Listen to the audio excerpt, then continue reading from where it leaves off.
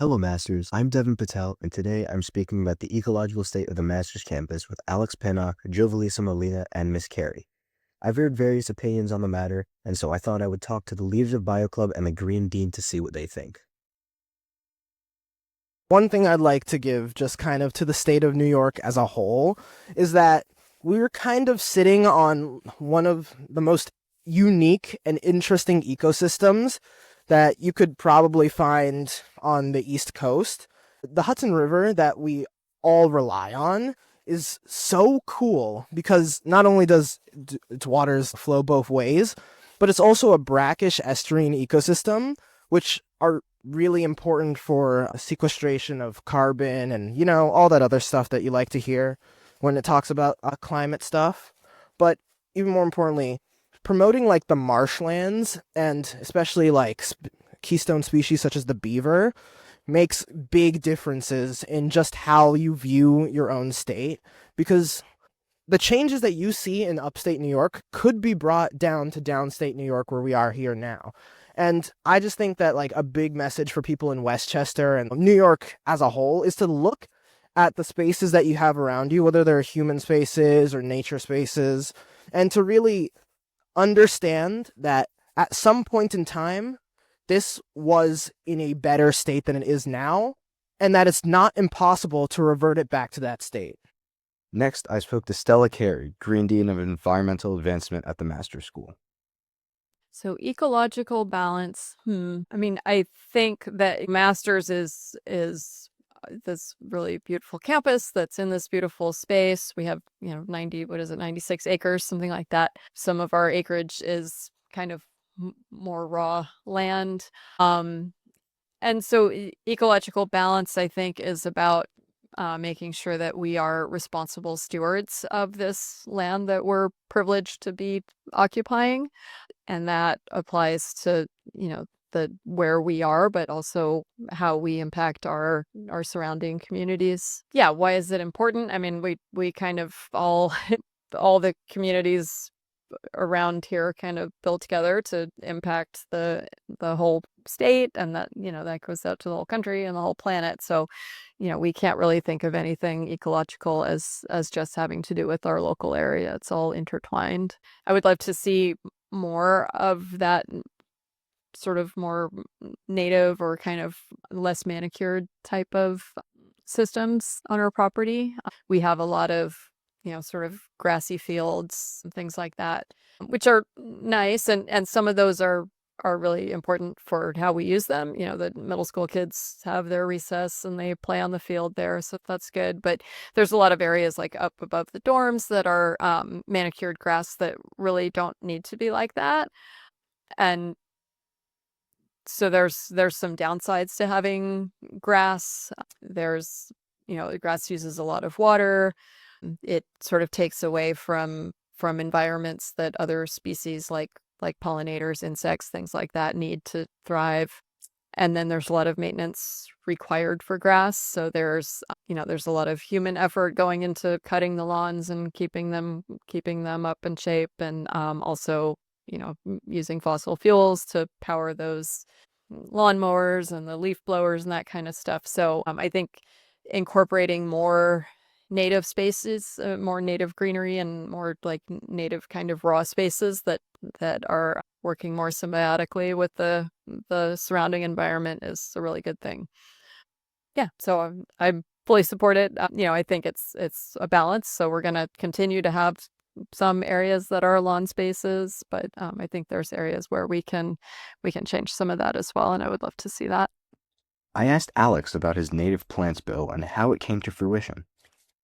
So I wanted to bring some of the native species to the Masters campus to kind of enrich it, and so you can see more of the native species that already are around campus. Like if you take one walk around, if you have like a free or something, you can see all sorts of different species of birds, especially native ones like a red-bellied woodpecker, and they're so cool. They're so cool. Well, my plan to plant native species kind of came out of a summer experience that I had where I really was able to get an even better understanding of the effect of our native ecosystems on like the biodiversity of life around us. Because before that point, I would walk around a forest like this and think that this is, nature. This is all that it can be, and that's all that's ever been.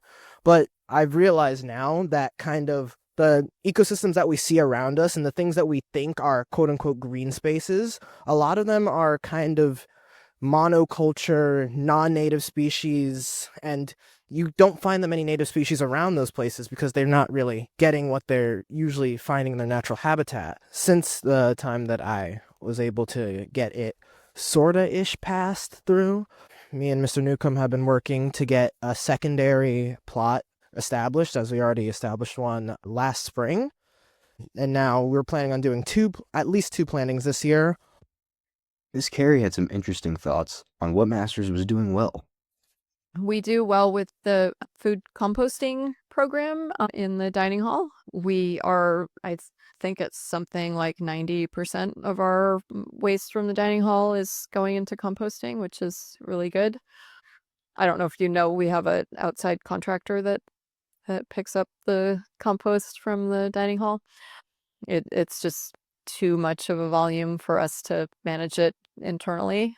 But so I think we've done well. And that was a couple of years ago that they put that program together. So I think they did a good job of investigating options, putting that together and putting it into place. I think just the fact that we're having these conversations is a good start. So to be sort of trying to have a positive attitude about it, that I was asked to take on the Screen Dean role, I think is a good start for things. All of the stuff. And by the way, I'm quite new to this. I just started it this year. So I'm still kind of learning some things. But I've found that there's been a lot of like positive reception to things that I've been talking about and ideas that we've been working on. So I think that's a good start. And we'll see how those things get implemented. There's some ideas about having more gardening spaces on campus, which I think would be great. I would love to see like a gardening area that students can work on maintaining the gardens, maybe even doing like experiments with plants and things like that.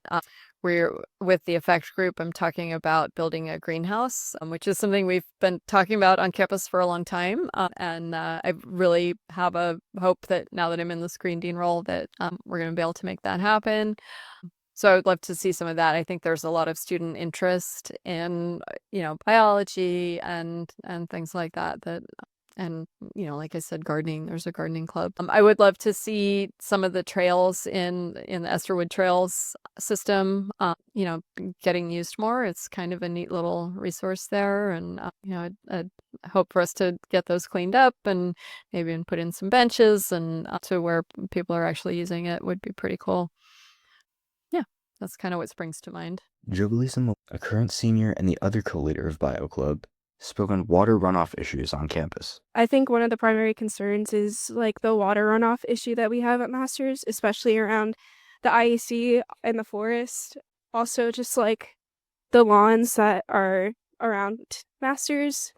We would like for native species to be planted there, and we would also like for less mowing to happen on campus, and it would be a relatively simple fix. I think like another issue is just like people not being aware of like the nature that's around them. And I think especially in the city, people are trying to bring that awareness and are trying to do something about it. But oftentimes there's like a lack of support, whether it's from community or it's from our governor or mayor. So I think like maybe just like bringing it up more often and bringing more advocacy to like communities in the boroughs, letting people know like there are people trying to make a change and people really want to create a change.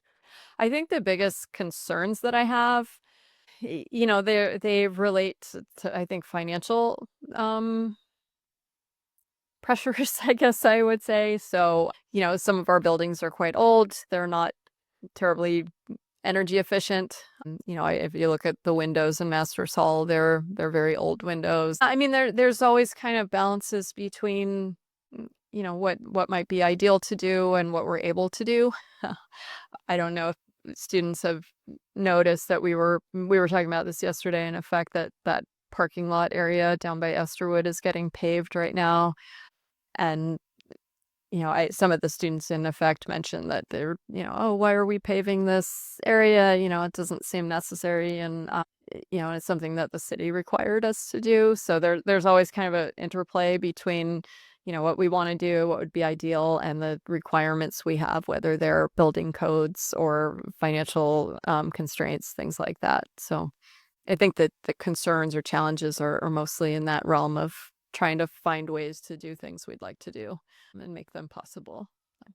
I think that the fact that they acknowledge Alex's bill and are letting us give it a trial run is incredible. I think it was a lot of effort to get that done. I think they could improve on multiple things, and I think if we just had the right people to talk and enough research put into it, I think maybe they could listen. But I think they really are trying. I think especially with the IAC, they're trying something new around Strayer. There's still plots of native grass around it. So yeah, I think that's something that they're doing well. Yeah, that I actually am entirely in agreement with Jovi. I really appreciate what they are doing around the IEC, as from what I've understood, it kind of took many different forms, and the form that they're in now, it wasn't exactly what they expected, because that part used to have some beautiful cherry blossoms which aren't native, but I was expecting that either those would stay or be replaced with some sort of a native species, or maybe even a mini garden, which I think might be something interesting to pursue in the future. But overall, I think Masters is making baby steps towards a more ecologically sound campus, and the student body is definitely helping to move that along. Miss Carey also holds a position of involvement that would help Masters and Dobbs Ferry overall. So there's a subcommittee so the village of Dobbs Ferry has the village governance, there's the mayor's office, that kind of thing, the city council. And there's a subcommittee of the city council that's called Sustainable Dobbs. And so I've joined that group because I live on campus, so I am a Dobbs Ferry resident as well as a Masters employee. So I've been going to meetings of that group as a representative of Masters and as a community member. And there's a lot of passion in that group. There's, I think there were 15 people in the last call that I went to. It's like a Zoom meeting once a month. And they have a lot of different projects that they're working on. They have a group that looks at water, because there's some creeks that go through town and into the river. There's a group that's looking at forestry. There's a guy who's investigating this type of sort of mini forest. It's a concept that was developed by a botanist in Japan, and he's actually planted one in his own property, and he's kind of bringing that to the city. I'm talking with them about community gardens. So I think there's a lot of interest and passion about that in the community. And I know that there are similar groups, because we've talked about it in these meetings. There are similar groups in other river towns. There's been Hastings and Irvington have similar groups as well. So I think it's pretty cool that there's a lot of people that live in this area that are, willing to donate their time for those kind of efforts. And I'm kind of excited to learn more about that, as I've only been to a couple meetings so far, but I'm continuing to find out more about that. So with the Effect group, we've already talked to a couple people about setting this up. So we're going to do a little tour of, what happens from when I throw something in that bin to, one of the staff members comes and collects that material, and then where does it go and what happens to it. So in looking into getting those sort of tours going and finding out more, I know I talked to Mr. Pereira, Dan Pereira, and he was kind of excited about showing us that. And he said that he's really proud of the recycling program we have on campus. So I think that's something we're doing well. I don't know the details of it, but I'm excited to find out the details about it soon. Gardening Club has reached out to us for a collaboration in helping with the garden, but also just helping create more spaces with recreational gardening and with native plants. And we ourselves are, like Alex mentioned earlier in the interview, that we want to plant 2 other plots to prove to Masters that having more native plants around campus is a good idea. We're also hoping to do something underneath the dining hall. Instead of it just being rocks, we're trying to see if we can plant native plants under there that can actually retain water and can increase the soil health. I hope you gained some new insight on the campus environment or just learned something new about it. Make sure to subscribe to and follow TBN. This was Devan Patel with Tower Broadcast News. Thanks for listening.